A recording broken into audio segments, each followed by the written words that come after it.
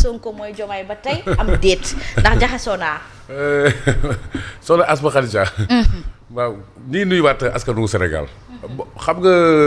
en politique. y a le dit le non dit et le sous-entendu. dafa am lu ñuy wax ak loo xam ne dañ koy junj rek. ak loo xam ne far duñ ko wax sax.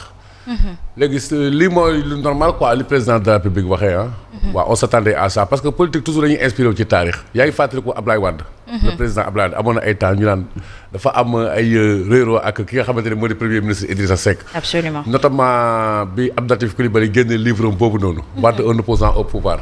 ñu bëri sax am ay xel ñaar ci Idrissa Seck ñu defe ne dañuy tekki ndomba tànkam mais Ablaye Wade après ci weer yooyu dafa téye loxo Idrissa Seck ne kii man maay bàyyam. kenn xajul suñu diggante saa wax yooyu xam nga gis nga bëgg dem Macky Sall Amadou Ba en politique noonu la parce que il faut sauver la face ah. mais de toute façon daal xam nga daal gis nga asma. oui xar yaa ngay peñew. ginaar yaa ngay koomu. ñun daal suñu ngañu nekku ci xam nga lan la. yéen daal yéen a mën. booy leen yéen a mën li ngeen faree daal mooy xeex pour ndóol bi ngeen xeex ko fexe ba ndaw yi am xëy njëkk yi ngeen wàññi ko.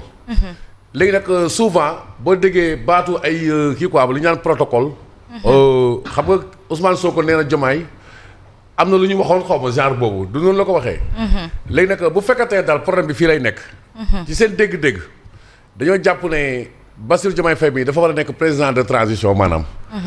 wala comme ni ko waaw xam nga ak li Guy Marius Sagna junjoon nee na moom bi mu doon nekk candidat dafa bëggoon ba faloo rek après. fexe ba Ousmane Sonko jëlaat après toogu bi. bu fekkante ne genre déggoo yooyu la. force problème dafay am parce que siège bi ni mu bindoo toujours ma rappelé ko fii ci plateau bi siège du président de la République. siège bi dafa fiir te pourtant Bassirou Diomaye Faye mi wax na ko au mois de septembre 2024 gars yi dañu koy fàtte. lan la wax non nee na Ousmane Sonko mënul jël ay prérogatives am loi permettre ko constitution permettre ko. donc loolu ça coule de source quoi. xam nga fi daal lu ñu soxla dëgg moom nee dafa am crise d'autorité. léegi président de la République léegi ñun du ñu xool ay wax ay jëf la ñuy xool. waaw dafa war a woye ne fii moom dafa am autorité. parce que dañoo nekk ci àdduna boo xam ne bi comme ni ma ko waxee dafa yëngatu et que état tey vraiment état dafa war a marquer autorité am et puis le président appelle à la réconciliation foofu ñu ngi koy xaar li Ousmane Sonko di théoriser mooy genre parti boo xam ne nii état genre dictature. nga gis tey ku leen neex ñu jàpp ba démb Badara Gadiaga la képp koo gis rek muy wax loo xam ne di ñoom ànduñ ci dinañ fexe daal ba xam nga duñ la jàppee mais na président Bassirou Diomaye Faye fexe ba ñëw ñu dellu seen kër parce que jàpp bi ñu leen jàpp ñu bëri du benn yoon tewuñ ko fenn et que yenn pratique yi bu faire cessé ko léegi nag li defe naa ne nag ngan ko xasee ba yàqu moom bu nga ko sori mënu ko defar comme ni ma koy waxee waxi Ousmane Sonko yi bi ñuy doog a falu ak ñoom seen démarche boobu ba tey yàq na lu bëri ci suñu économie li ñu bëgg rek mooy xam nga mooy lan nañu téye état bi bu baax ci stabilité comme ni mu ko waxee ba 2029 bu fekkante ne mos dem la Sénégalais yi après tànn keneen. très bien mais en tout cas li ñu yàq moom ci diggante 15 mois bëri na ba.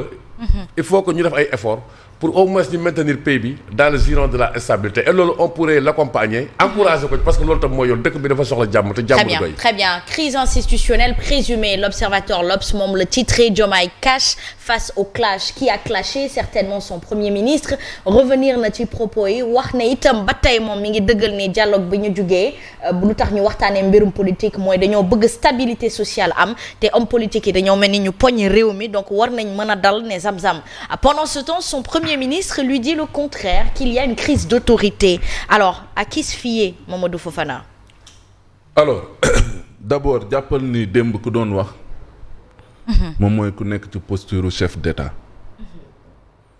on retrouve Diomaye bien sûr dans ses habits de président de la République muy ci gestuelle bi muy ci kàddu yi muy ci taxawaay bu mu am et même dans les réponses boo xoolee démb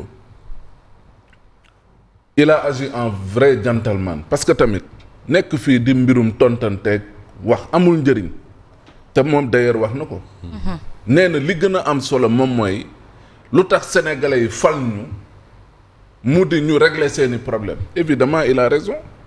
mais ku moom wax jooju parce que tamit nee na leen waa ji sama xarit la mais ay tontom boo ko déggee da ngay xam ne tontu yooyu am na ci ku mu jëm waxu ko pour wax ko nii rek parce que bu demee ba ne la man kat li ma gën a ñor moom mooy ñu xool réew mi nu ñu mën a def pour mu dal mais Diomaye mi woo nañ ko ci ruq de ku ko woo ci ruq non xaw ma ku ko woo ci ruq moom mais Diomaye woo nañ ko ci néeg wax ak moom ne ko il faut nga assumer ce rôle chef de l'État il faut nga assumer ce rôle président de la République et loolu moom moo indi wax ji tey ci ban contexte la amee dafa dem Côte d'Ivoire jóge fa quelque temps après mu dem rencontrer Macron jóge fa après dem seeti Trump mais munoo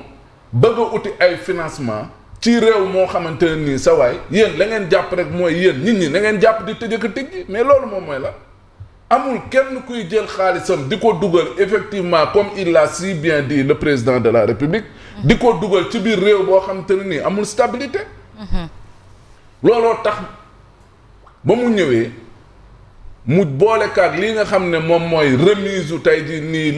li ñu tënk lépp ci dialogue politique bi mais message la boo xam ne da koy yónnee ci ñi nga xamante ne nii kat rencontré na leen te ñooñu wax ko ne sa réew kat dafa jot pour jàmm am fa dafa jot ngeen bàyyi di tëj ak di tëj les voix discordantes kon donc looloo waral mu am posture bi nii mu am taxawaay bi nii et ma jeexalee ci leen mu di ne ku jàpp ne démb waxoon naa ko fii démb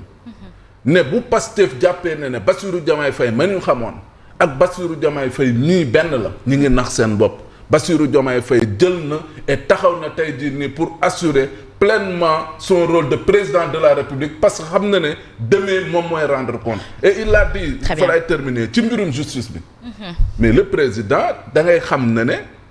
c'est de la mort dans l'âme lay waxee ne d'accordul ci yenn arrestation yi quand il dit que la justice da nga koy libérer quand il dit que justice boo bëggee mu indépendante mu performante da nga koy libérer mais cela veut dire que justice bi tey jii nii na muy doxee am na ci yoo xamante ne nii moom àndu ci mais mënul taxaw ci pent bi di leen wax ne d'accord ma ci yenn nii mais justement problème d'autorité alors est-ce qu'à ce moment am na wala boog il y a juste peut-être un petit l'oignon pourri dans le sac d'oignon si on peut l'interpréter comme ça Simon Pierre Faye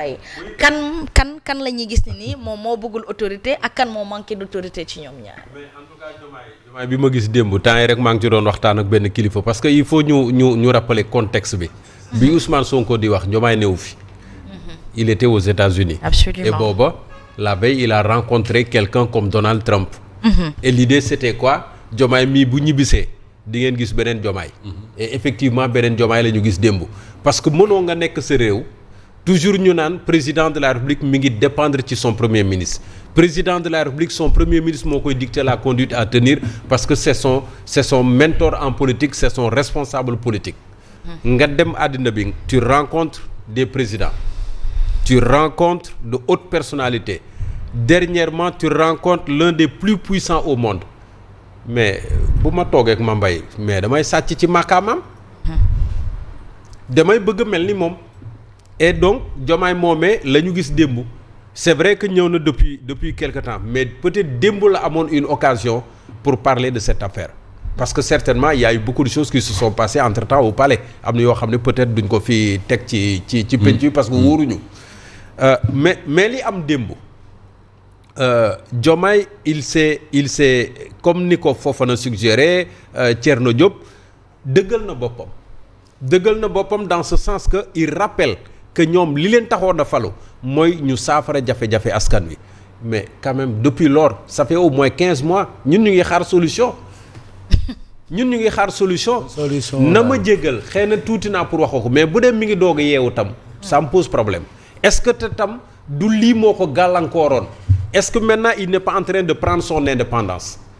vis-à-vis de loolu yëpp c'est des questions. Mais est-ce qu'il n'a pas arrêté de succomber aux caprices? Oui peut-être et xëy na li Mamadou Fofana wax tamit nañ ko sóoraale xëy na dañoo wax ak moom parce que quand même moom il a beaucoup insisté sur le climat politique boobee. bu weesoo opposition bi nga xam ne dañ leen a traité de résidu ça veut dire que amuñu doole mais la tension du moment mi ngi ci biir parti bi mu far donc tension politique boobu il a intérêt à calmer ça. pour mën a rassurer les investisseurs yi muy wax. Autre chose Diomaye il a parlé d'amitié